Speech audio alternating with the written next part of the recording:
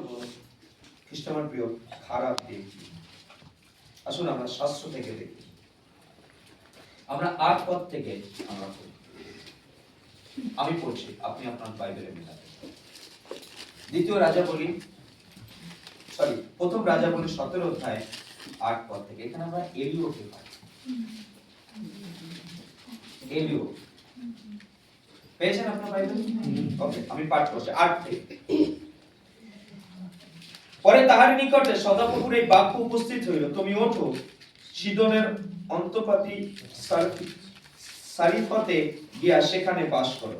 দেখো আমি তথায় এক বিধবাকে, আন্ডারলাইন করুন, বিধবা, তোমার খাদ্যদ্রব্য যোগাইবার আজ্ঞা দিয়েছি। তখন তিনি উঠিয়া এখনো অনেকে পৃষ্ঠা উল্টাচ্ছে, সবাই পাইনি?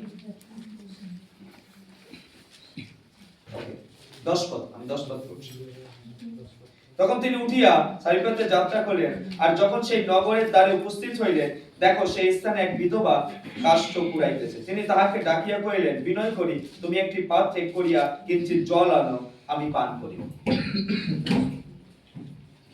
পেয়েছেন? ঠিক আছে, আমি পড়ছি 1157 পৃষ্ঠা 11 পদ। সেই স্ত্রীলোকটি তাহা আনিতে যাইতেছে, ইতিমধ্যে তিনি তাহাকে ডাকিয়া কহিলেন, বিনয় করি আমার জন্য 1 খণ্ড রুটি হাতে করিয়া। সে কহিল, তোমার ঈশ্বর জীবন্ত সদাপ্রভুর দিব্য আমার ঘরে একটি পৃষ্ঠক নাই, কেবল জ্বালায় 1 মুষ্টি ময়দা ও ভারে কিঞ্চিৎ তৈল আছে।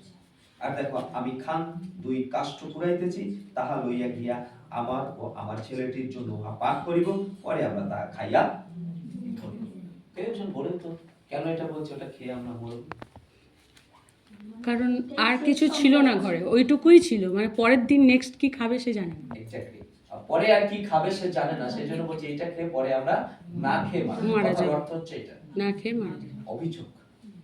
কারণ সে চেয়েছে, তার কাছে আছে 1 বেলার খাবার আছে। 13 এলিও তাকে বলেন, ভয় করি না, যাহা বলিলে তাহা করো, কিন্তু প্রথমে তাহা হইতে আমার জন্য একটি ক্ষুদ্র পৃষ্ঠ প্রস্তুত করিও, পরে আপনার ও ছেলেটির জন্য প্রস্তুত। 14 পদ। কেননা ইসরায়েলের ঈশ্বর সদাপ্রভু এই কথা করেন, যেদিন পর্যন্ত সদাপ্রভু ভূতলে বৃষ্টি না দেন, সেই দিন পর্যন্ত তোমার ময়দার জ্বালা শূন্য হইবে না ও তৈলের ভার শুকাইয়া যাইবে। 15 পদ।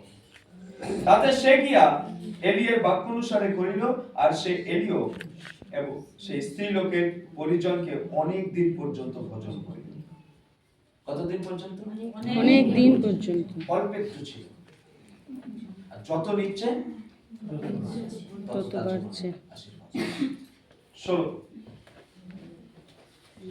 সদাপ্রভু এলিয়ার দ্বারা যে বাক্য বলিয়াছিলেন, তদনুসারে ময়দার জ্বালা শূন্য হইল না, তৈলের ভারও শুকাইল না। 17 পদ।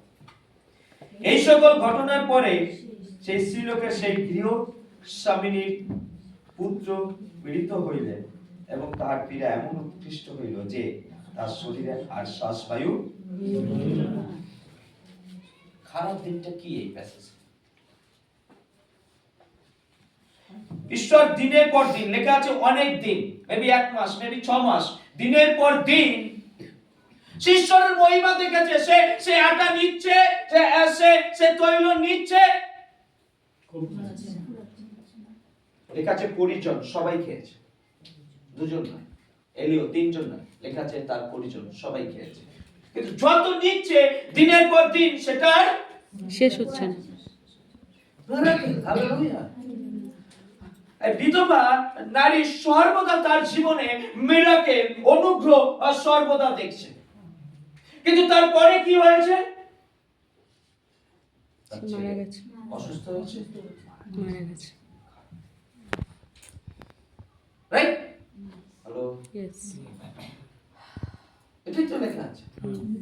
আজকে আমাদের জীবন ও কৃষ্ণ আমার প্রিয়, আমরা ঈশ্বরের সাথে রয়েছি, হঠাৎ একটা দিন হঠাৎ করে খারাপ। মিরাকেল রয়েছে, ঈশ্বরের গৌরব আমরা দেখতে পাচ্ছি, ঈশ্বর সমস্ত প্রার্থনা